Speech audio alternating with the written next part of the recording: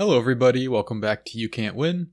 This is Tom here, and you are joining us for part 6, the last episode of our Franklin scandal coverage. When we left off last episode, things were looking bleak for the Franklin Committee investigation. Lead investigator Gary Caradori had put together 21 hours of videotaped interviews with 3 alleged victims.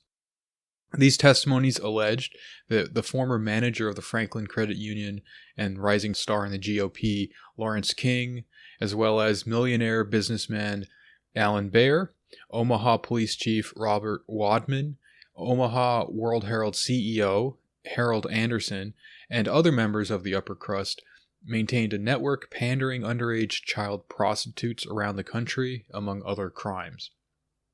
2 of the 3 alleged victims who had provided interviews to Caradori, Troy Boner and Danny King, both recounted their formal statements before the federal grand jury after receiving pressure from the FBI to do so. The FBI continued to harass the 3rd alleged victim, Alicia Owen, who remained in solitary confinement at the time. Larry King himself had been excused from appearing before the court. He was declared mentally unfit for trial and sent to a psychiatric facility. Omaha World Herald reporter Peter Citron and his massive cache of child pornography was deemed inadmissible in court as part of the conditions of his sentencing on charges of child molestation. On top of all of that, on a nightly basis, the media was attacking the character of the alleged victims who had come forward, which, in Caradori's view, was a strategy of intimidation against other would-be informants who might testify against King and his powerful associates. By May of 1990, Caradori had little left to go on anymore except a list of leads of varying potential value. However, by following up on these leads, he was able to videotape a 4th statement. He got the statement from Paul Bonacci, a name gleaned from someone in the Concerned Parents activist group. Paul was 23 years old at the time and incarcerated in the Lincoln Correctional Center. He had been charged with 2 counts of sexual assault on a child that previous November, just weeks before the fall of the Franklin Credit Union. His victims had been 2 boys, aged 13 and 9. He claimed, like Alicia, that he had been warned to keep quiet while on the inside. A court-appointed psychiatrist had determined that Bonacci was not a mentally disordered sex offender, but rather that he suffered from what was known then as multiple personality disorder. Today, this condition would be called dissociative identity disorder, or DID. According to the psychiatrist, Paul had 20 or more alternates, several of them well-formed, and as much or more so than Paul himself. Each of these alternates had its own individual identity, name, and characteristics, including sexual orientation. Some were even colorblind. The psychiatrist reported that the principal personality, Paul, has no wish to molest children, is quite religious, and is not inclined to have homosexual interests. The MPD diagnosis was a shock to Paul, and he found it difficult to accept. Paul had been born in the Omaha area, the second youngest of 6 kids. His parents divorced when he was a toddler, and he had minimal contact with his biological father during his formative years. His mother's second husband beat him and his siblings, and Paul reported having memories of him chopping up their toys with an axe. This man and Paul's mother later divorced after he severely battered her. His mother's 3rd husband did not abuse Paul, but simply ignored him. At the age of 6, he began to complain that a neighbor was repeatedly molesting him. They disregarded these pleas. Starting in the 3rd grade, he began to, quote, lose time. Paul would black out, and an alternate would take over. By the age of 9 or 10, he was involved with drugs and prostitution. He was shown a park by his friends where pedophiles cruised for children. His experiences there were all under alternate personalities. By the age of 12, his psychiatrist wrote, Paul reported involvement in Satanism as well. Caradori and his assistant Ormiston videotaped Paul's 7-hour testimony at the Lincoln Correctional Center. At the time of the recording, he had not yet received psychiatric treatment for his MPD, and his affect throughout the interview was flat and emotionless as he recounted tales of unfathomable abuse. He named the same abusers as the previous informants and identified the same settings. He affirmed that he met all three of the other alleged victims at the Twin Towers in 1983 or 4, and that he had several sexual encounters with Citron, Bear, and Larry King there. He was able to name a child victim of Citron's that had not been released to the media. He corroborated Alicia on the name of King's photographer, Rusty Nelson. He showed Caradori a scar left by a knife and cigarette burns on his arms, and claimed to have them on his privates as well. He named Larry King both as a perpetrator and a pedophilic pimp who had taken him on possibly 300 flights around the country as an underage prostitute, and mentioned several nuances about King or his network that were also mentioned by Alicia, Troy, or Danny. His catatonic expression changed only once during the 7-hour interview, when he broke down in tears while recalling the abuse and murder of a young boy named Jeremy. Paul and some other boys were delivered to a, quote, little Italian guy identified as the producer and who claimed that his name was Hunter Thompson. This man was accompanied by a camera crew and a young boy they called Jeremy. They said Jeremy had been kidnapped and stuffed him into a cage. Paul described him as appearing roughly 12 years old with braces on his teeth. The men filmed themselves as they forced themselves sexually on Jeremy, beat him, and then shot him in the head. Paul described other scenes like this, and he recounted his own suicide attempts. He also implicated Larry King in a DC blackmail operation. He said that he made numerous trips with King to be used as a boy toy for politicians and other power brokers who were then compromised. Caradori asked him to name the compromised politicians, and he could only identify one, a member of the U.S. Congress. Prior to Paul's interview with Caradori, OPD detectives had actually interviewed him first, earlier that year. Paul said that he told the Omaha police many of the same things that he told Caradori. He said he gave them a diary containing detailed accounts of his abuse, including the names of his abusers, and it even contained a pornographic picture of himself and Alan Baer. The OPD said they investigated the allegations but could not corroborate them. They dismissed him as a pathological liar. Paul said the OPD threatened him to recant his allegations. Despite the numerous claims he made that were corroborated by the other victims' accounts, Paul also made many contradictory statements. In terms of veracity, Caradori gave him a 7.5 out of 10. When called to testify, his court-appointed psychiatrist said that Paul's contradictory statements don't necessarily mean that he is lying, but rather that they are a manifestation of his MPD. His various alternate personalities might have different recollections of events, and they might understand the events differently. In June, the Franklin Committee and Caradori assembled at the State House. A transcript reveals that the committee members were shell-shocked by the overwhelmingly negative media attention and law enforcement affronts, but were resolved to talk through their qualms and suspicions to avoid the descent into a bunker mentality. Caradori voiced a reluctance to turn over evidence to state and federal law enforcement and expressed true heartbreak at his realization that the NSP, the Nebraska State Patrol, were colluding with the FBI to crush his investigation, as he treasured his years there. The assembly also discussed the strange recurring behavior of prospective witnesses who would earnestly consent to testify before the committee, but then, on the day of their appointment, they disappeared or refused to show up. They also discussed a shared perception that individuals who assisted the committee tended to find themselves in trouble with the authorities. These remarks came soon after a discussion about a former Franklin Credit Union executive, Noel Seltzer, who granted Caradori a formal interview and then alleged that FBI agents warned him to keep his mouth shut. He was later indicted for tax fraud because of his work selling Larry King CDs at the credit union. Because the credit union did not provide him with income statements in 1986 and 1987, a claim that was made by other executives as well, he resorted to estimating his income and was found to be underreporting. This earned him 7 months in prison, as opposed to the 3 years of probation received by a colleague who had underreported his income by $60,000 more than Seltzer did. This colleague had not granted an interview to Caradori. Caradori began to feel that the walls were closing in. He received a call from Alicia that the FBI had tried to entice her by saying that if she changed her story, they could go after Caradori for fabricating the investigation. He had seen how easily Danny and Troy crumbled before the FBI and was not sure how long he could rely on Alicia and Paul. He needed something more than vulnerable informants' testimonies. He needed something concrete.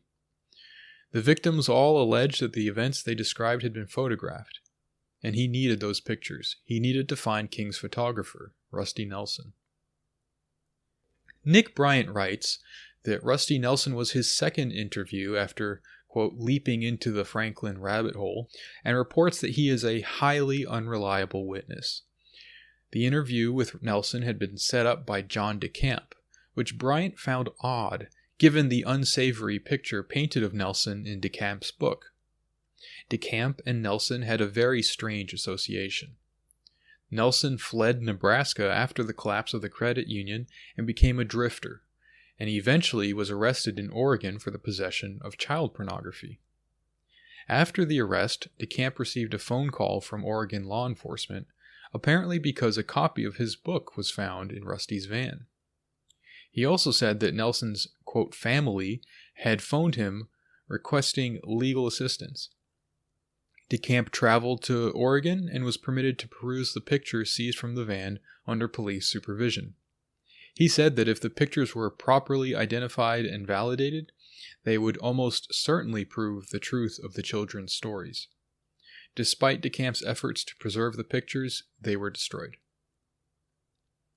Nelson told Bryant that he was contacted by Caradori in 1990 through a family member when he was in New Mexico, and agreed to meet in Chicago to provide him with incriminating pictures that would blow the case wide open. On July 9th, Caradori and his 8-year-old son AJ flew his single-engine airplane from Lincoln to Chicago, ostensibly to attend the Major League Baseball All-Star game the next day. He had told his wife, however, that he was going to Chicago to meet Rusty Nelson before the game. Caradori made a number of phone calls upon his arrival in Chicago, to his wife, to State Senator Lauren Schmidt of the Franklin Committee, to Alicia Owen's mother Donna, and to Paul Rodriguez, a reporter for the Washington Times who is working the beat on human trafficking in D.C. He informed Rodriguez that he was on the verge of acquiring pictures that would corroborate the victims' stories. He was less candid with his wife, perhaps because of his caution to avoid wiretaps on his home phone line, but he conveyed that the trip had been a success. He told Schmidt that, quote, we got them by the short hairs, and he told Donna Owen that she would be, quote, the happiest mother in the world when he got back from Chicago. Nelson said he drove through the night from the Albuquerque area to meet Caradori in Chicago. According to him, they met briefly, he handed over the pictures, and then he left. Caradori and AJ did attend the All-Star game, which ended just before midnight, and a couple hours later, they flew out of the Midway airport. Approximately an hour after they took off, Caradori's plane crashed in a cornfield belonging to farmer Harold Cameron, who lived near Ashton, Illinois. After hearing the sound of a plane and then an explosion, Cameron drove around his property looking for the crash site. He could not find it in the dark, but at daybreak the plane was spotted by a medical helicopter. Deputies from the Lee County Sheriff's Department were first responders and found the remains of Gary and A.J. Caradori. Parts of the plane were scattered up to 1,800 feet from the fuselage, and the National Transportation Safety Board, or NTSB, stated almost immediately that the plane broke up in flight because of the debris strewn over such a large area, but what the, quote, exact mechanism for the breakup was is unknown. Within a few days, the NTSB and Lee County Sheriff announced that the crash entailed no sign of foul play or sabotage and evidenced no sign of an onboard explosion, but at the same time, they provided no explanation for the plane breaking apart in midair. Strangely, the back seats of the plane were never recovered. Senator Schmidt would later write a letter to the NTSB. Quote, "I do not know anything about sabotage, but I've been told that a phosphorus-type bomb would, in fact, vaporize metal and any other material with which it came in contact, and that unless someone knew what they were looking for, it would be difficult, if not impossible, to detect. I'm sure there will be those who will scoff at such a suggestion, but there have been entirely too many violent deaths associated with this investigation." The NTSB's final report came out 2 years after the fact. It determined that the crash occurred at 2:21 a.m. and that Caradori lost control of the plane for an unknown reason, but it cited pilot fatigue and probable spatial disorientation of the pilot and/or instrumental malfunction as likely causes. In Caradori's attempt to recover from uncontrolled flight, the wings of his Piper Saratoga plane snapped off due to an overload of stress. The personal effects of Caradori and his son were salvaged by the NTSB and returned to Sandy, his wife. AJ's little backpack and Caradori's 35mm camera were relatively undamaged, but the film had been removed from the camera and developed before being returned. Caradori's leather briefcase was never returned. His wife had given it to him as a birthday present, and it, quote, never left his side throughout the Franklin investigation. She felt that if he had obtained pictures in Chicago, they definitely would have been in his briefcase.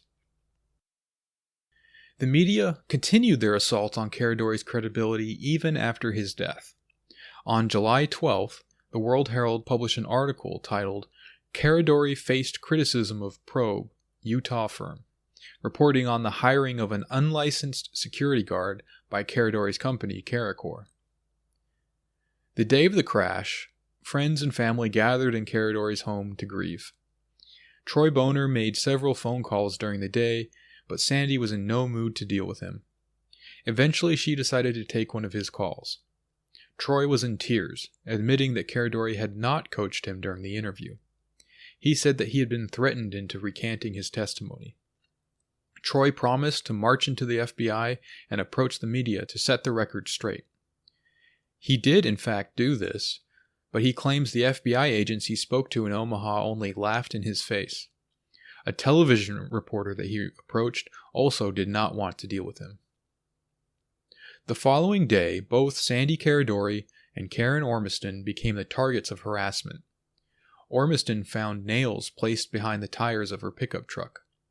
Sandy, somehow finding the strength to visit Caracor offices in order to assure its employees that the business would not be folding, was shocked to find FBI agents standing in Ormiston's office. The FBI had served Caracor with a subpoena that morning, ordering it to surrender any and all Franklin evidence to federal authorities. They also wanted Caradori's expenses, Caracor's payroll records, invoices, telephone records, etc. The feds defended the timing of the subpoena by stating that it's not always possible, quote, to be polite, and that they had been building a corruption case against Caradori for a while. The FBI agents at Caracor confirmed to Sandy that Troy had visited them, but that they could not waste their time on him. He has lost all credibility, they told her. Caradori's death proved to be the final nail in the coffin for the investigation, although it hobbled along a little while further. Former CIA Director William Colby was hired to replace him. In 1975, Colby had appeared before the Church Committee and, in front of a national television audience, confessed to assassination initiatives and mind control programs that had been kept secret from the American public. He was fired from his position as CIA Director by President Ford and replaced by then envoy to China, George H.W. Bush. Some of the members of the Franklin Committee suspected that King's pandering enterprise might be connected to the CIA, and that Colby would be able to shed light on that. Colby proved to be reluctant to push the investigation meaningfully forward and declined to discuss Caradori's death, even years later when interviewed in a documentary about the Franklin scandal named The Conspiracy of Silence.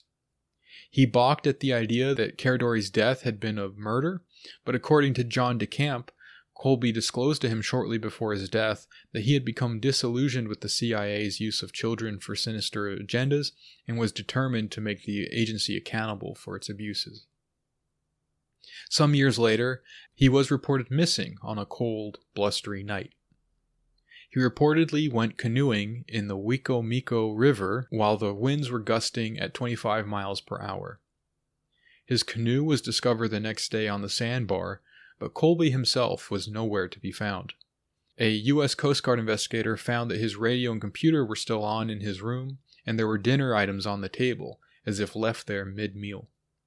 A month later, after a thorough search with dogs, sonar equipment, and drag lines that turned up nothing, his body appeared in the same location as the canoe, clad in khaki pants, a blue and white shirt, and a windbreaker, but no shoes. 2 weeks after Caradori's demise, the Douglas County Grand Jury released its 43-page report on the Franklin case. The Omaha World-Herald reported on it with the following headline: Grand Jury says abuse stories were a carefully crafted hoax, 3 indicted, many rumors debunked. The report discussed its deliberations. Over 82 days, the grand jury reviewed 395 exhibits, including 136 subpoenas, the hearing of 76 witnesses, and the viewing of over 30 hours of videotape. On the first page, the report says, 2 of the victims recanted their video statements and testified that a third victim, Alicia Owen, was perpetrating a hoax for personal gain. It declared that all Lawrence King-related child abuse allegations were a, quote, carefully crafted hoax, but never specified who actually crafted it. The evidence did not align with the report's conclusions. For example, it maintained the truth of Troy's account in terms of calling Alicia to get their story straight, but it also presents phone records from the Caricor offices in the York prison, which show that no such call was made. The grand jury would then go on to indict Alicia Owen on 8 counts of perjury and Paul Bonacci on 3 counts of perjury. Alicia's indictments were related to her statements about then OPD Chief Robert Wadman and others, and Paul was indicted on statements pertaining to his witnessing of these events. Each count carried a maximum sentence of 20 years, meaning that Alicia was looking at 160 years in prison and Paul was looking at 60. Alan Bayer was indicted on 2 accounts of adult pandering, and his charges were reduced to a misdemeanor. In the end, he was fined $500. Shortly afterwards, the Omaha World-Herald published an editorial calling the Franklin Committee a disgrace to Nebraska and excoriated the recently deceased investigator Gary Caradori.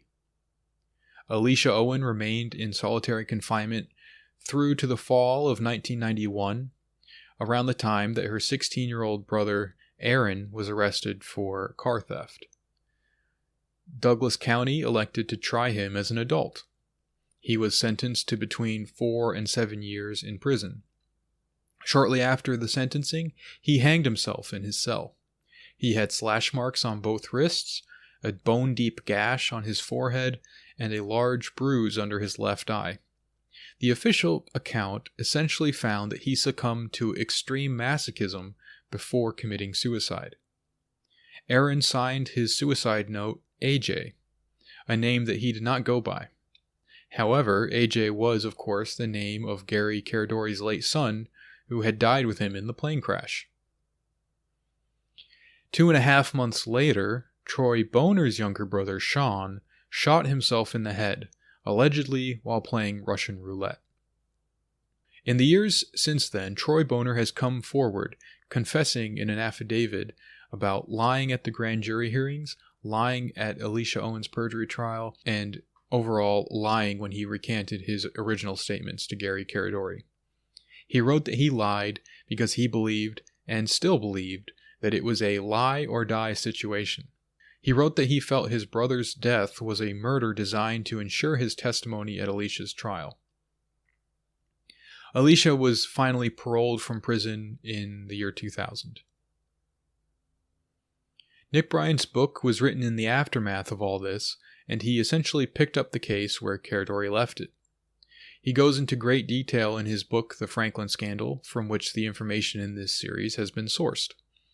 One connection he explores is between King's network in Omaha and the underworld of Washington, D.C.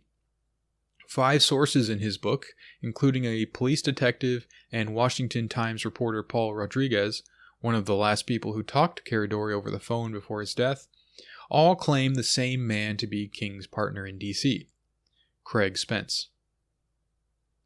The New York Times profiled Craig Spence in 1982 in an article named "Have Names, Will Open Right Door."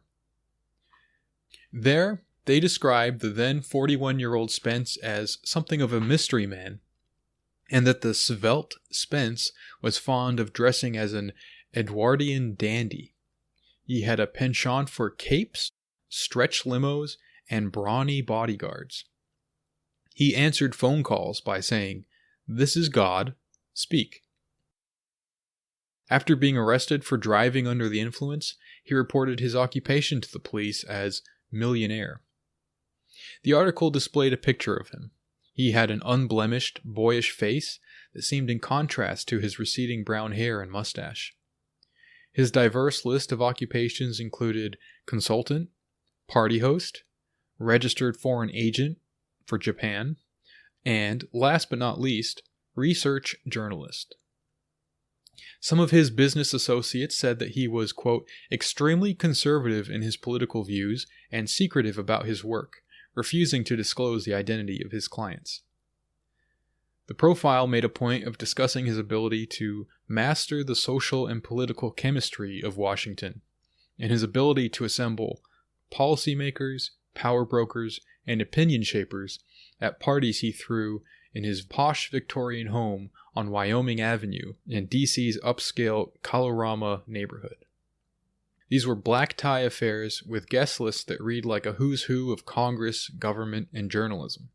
His parties throughout the 80s boasted of guests like Ted Koppel and William Safe, Senators John Glenn of Ohio and Frank Murkowski of Alaska, former ambassadors Robert Neumann, Elliot Richardson, and John Lilly, disgraced former Attorney General John Mitchell, and lastly, numerous high-ranking military and intelligence officials, including CIA Director William Casey. Spence once threw a birthday bash for Roy Cohn, who we discussed extensively a few years ago on episode 26, as a possible predecessor to Jeffrey Epstein. Casey was made the guest of honor for the occasion, and you may recall that Larry King boasted of his own friendship with William Casey in a puff piece published before King gained notoriety for the Franklin scandal. Popular consensus suggests that Craig Spence was born in upstate New York, but of course he claimed to have been sprung from New England Brahmins. He attended Syracuse University before transferring to Boston College. A former classmate recalled him tooling around campus in a Vespa, listening to folk music in coffee houses, and covering his tuition with student loans. Another former classmate recalls Spence faking an Australian accent and passing himself off as an exchange student. In 1963, Spence graduated from Boston College with a degree in communications and broadcasting. He was hired by Massachusetts governor as a press assistant. He then became a press secretary for Massachusetts State Speaker before landing a job as a correspondent for New York's WCBS. Eventually, he signed up as a Vietnam correspondent for ABC TV in 1969. You may recall that Larry King was stationed in Southeast Asia with the Air Force between 1965 and 1969. In Vietnam, Spence was known to disappear for weeks at a time, and one fellow correspondent remarked that he, quote, always looked like he had learned something that no one else knew. He always seemed to be on the inside track. As a Vietnam correspondent, Spence began to display the bombast that would characterize his later life. The U.S. Army's afternoon press briefings were sarcastically referred to by correspondents as 5 o'clock follies. Spence liked to grandstand at these briefings, asking the Army personnel snide and provocative questions that would disrupt them. In 1970, he left ABC and moved to Tokyo, where he worked ostensibly as a freelance radio correspondent through the early and mid-70s. In Japan, he developed a business relationship with politician Moto Shina, president of Policy Study Group, whose primary objective was to encourage Japanese business interests by teaming Japanese businessmen with influential Americans and captains of industry. Shina would become Spence's first documented victim of blackmail.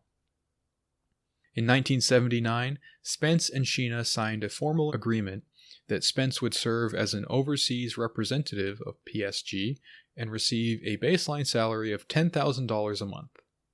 Shina also put up money for Spence to buy his showpiece Kalorama home. This served as Spence's residence, as well as Shina's embassy in D.C. and the American headquarters of PSG. Shina was an arch-conservative from a noble family, the son of a wealthy businessman who was considered a behind-the-scenes kingmaker and a rising star in Japan's ruling Liberal Democratic Party. It was Shina who was able to convince leaders of his party to break Japan's post-war 1% cap on defense spending to cooperate with President Reagan's missile defense initiatives. His path to political stardom was stymied, however, by bad press, in large part a result of his relationship with Craig Spence. But the most damning press revolved around accusations that he had passed on U.S. military secrets to the Soviets, secrets that he had acquired while courting various U.S. defense contractors as a publicly hawkish politician. By 1983, the relationship between Spence and Shina had gone sour. Shina demanded Spence vacate his D.C. premises, and the two sued each other. Spence knew that the money Shina had put up for the property had been illegally acquired from Hong Kong, and the following year he successfully obtained a subpoena of Shina's finances. He pretty much blackmailed the Japanese client, said a business associate quoted in the Washington Times. To avoid any further damage to his reputation, Shina dropped the suit against Spence. However, the negative press about both Shina and Spence during those 2 years sparked concern in D.C. Some began to surmise that it might have been Spence, rather than the defense contractors who provided Shina with the secrets that were turned over to the Soviets. A Republican congresswoman voiced these concerns on the House floor, and Shina disclosed in court that he had been advised to avoid lodging at Spence's house, which could be, quote, damaging to his reputation. In 1989, prior to the shakeup in Nebraska, it should be noted, Mooney-owned and conservative-leaning Washington Times reported in an article entitled Power Broker Served Drugs and Sex at Parties Bugged for Blackmail, extensive corroboration that Craig Spence's home was bugged for audiovisual surveillance. The Times went on to publish a series of articles concerning Craig Spence and his alleged blackmail operations. They claimed that Spence was a blackmailer who specialized in compromising the powerful, and that he spent thousands a month on prostitutes, and that partygoers at his home would be provided with whatever tickled their fancy, even children. According to interviews conducted by the Washington Times reporters, Spence had an 8-foot-long two-way mirror overlooking his library that gave him a prime vantage point for spying on guests. Bugs were also scattered throughout various nooks and crannies within his house. A Georgetown law professor and longtime friend of Spence's remembered being at Spence's home and having a conversation with a second friend of Spence's about their host's seeming physical deterioration, as Spence was HIV positive. "We were sitting in a corner, talking about our mutual concern about Craig's physical condition," said the law professor. "He came down later and said he had been listening to us and didn't appreciate it at all." The other friend, a veteran NBC and CBS correspondent, corroborated the law professor's story. A business associate of Spence's told the reporters that Spence delivered him to one of his parties in a limousine, and when he arrived at the party, a number of young men made friendly overtures toward him. "I didn't bite. It's not my inclination," said the business associate. but he too remarked on Spence's predilection for blackmail. He was blackmailing people. He was taping people and blackmailing them. A former Reagan administration official who worked at the U.S. Information Agency attended soirees at Spence's home, and he disclosed to Washington Times reporters that he personally observed a cornucopia of recording and taping equipment. "It was my clear impression that the house was bugged," he said. An Air Force sergeant whom Spence employed as a bodyguard corroborated accounts of blackmail. "The house was definitely bugged. I can't say what he was doing with the information, I don't know that, but he was recording what occurred there." I had been told by several prostitutes, along with law enforcement, that there were connections between Craig Spence and Larry King, Times reporter Rodriguez told Bryant.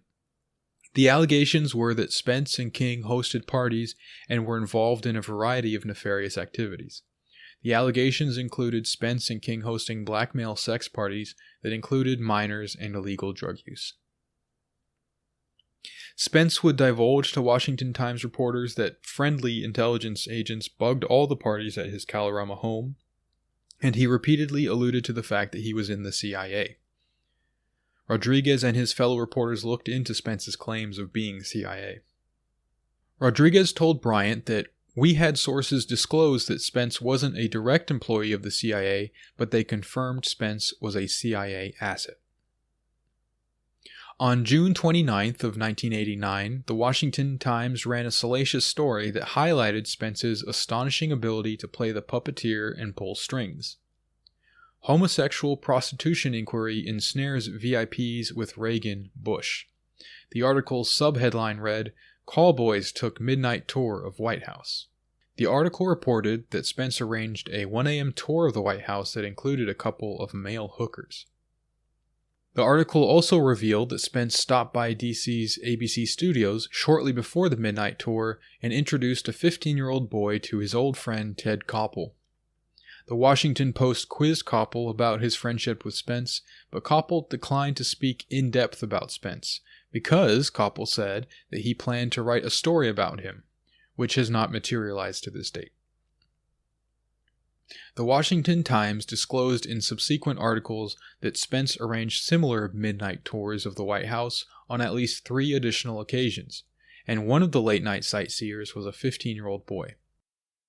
Presidential spokesman Marlin Fitzwater eventually discussed a Secret Service probe into the tours, but maintained the probe didn't raise concerns about the security of the first family.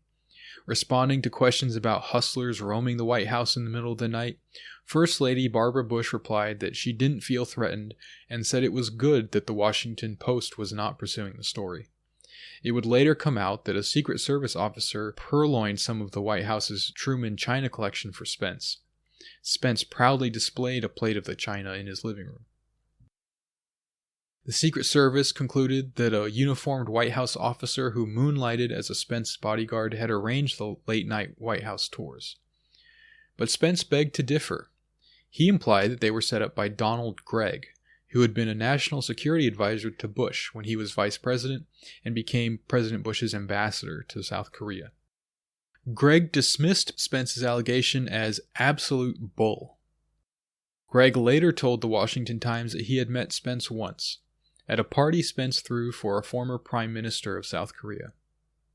Though Gregg said he had only one encounter with Spence, the latter must have made an extremely bad first impression.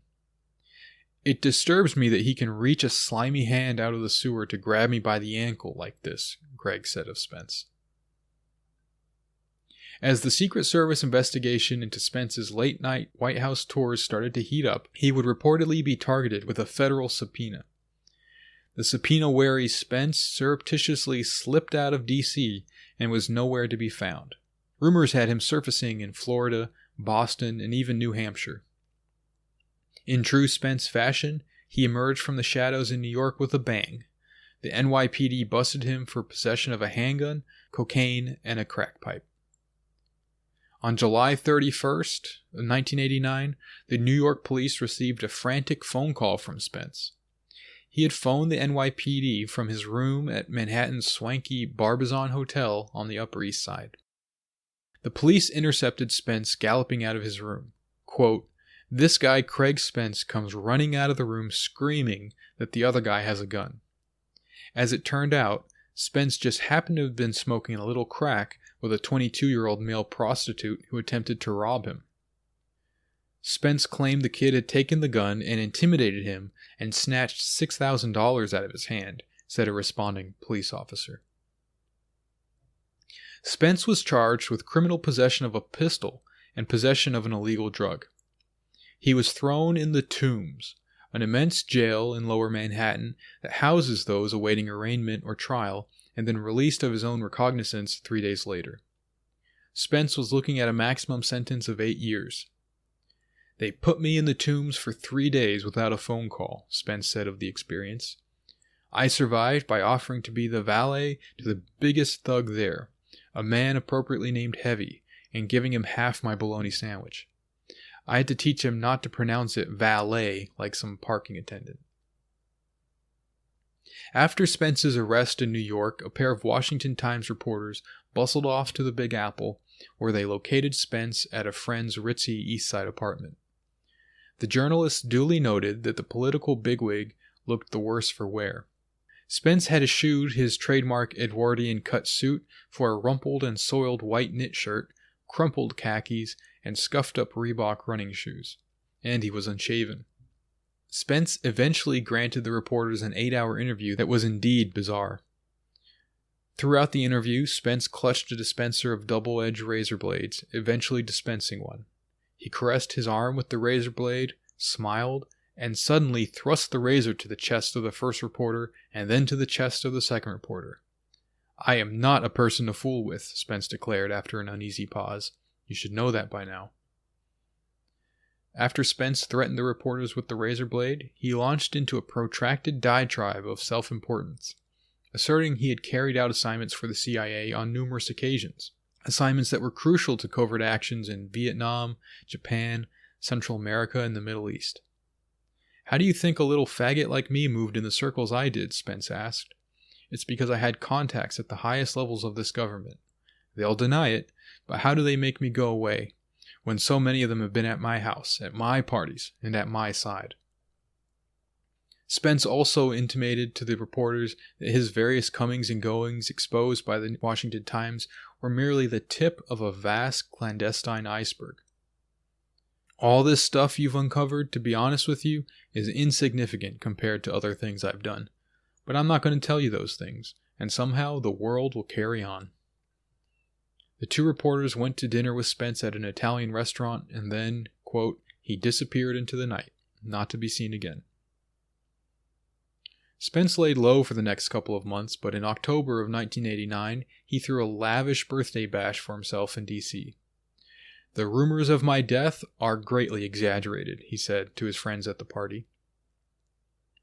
Soon thereafter, he had a video postcard delivered to various friends and associates.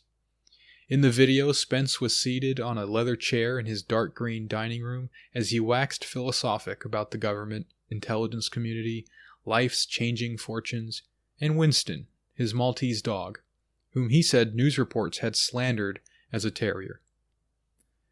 "The pressures on us over the past several years have been, let us say, significant," he said in the videotape.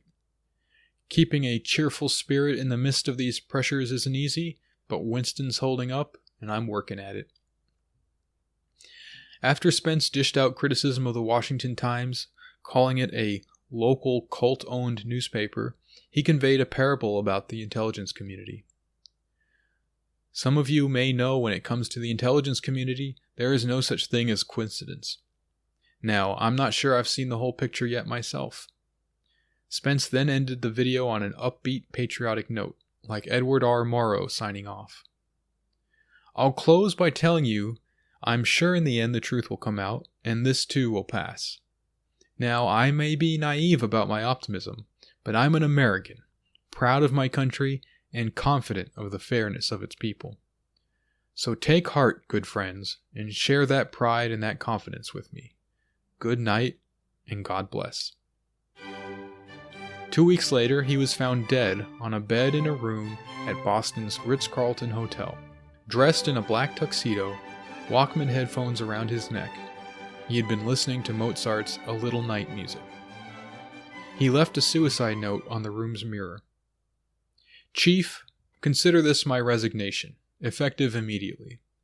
As you always said, you can't ask others to make a sacrifice if you are not ready to do the same. Life is duty. God bless America. And to the Ritz, please forgive this inconvenience.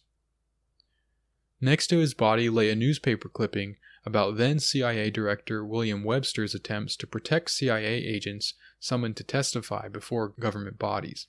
The Washington Times reported that Spence had indeed been subpoenaed by a grand jury investigating the 34th Place escort service. His death was ruled a suicide by overdose of the antidepressant amitriptyline. So that's the end of our account of the Franklin scandal. There is more to be said about this. If you care to, you can check out Nick Bryant's book. He goes into more detail about Boys Town. He goes into more detail about the trials. Don and I are planning to do a kind of discussion recap episode soon. So yeah, stay tuned for that. Thanks for listening, everybody, and we will catch you next time.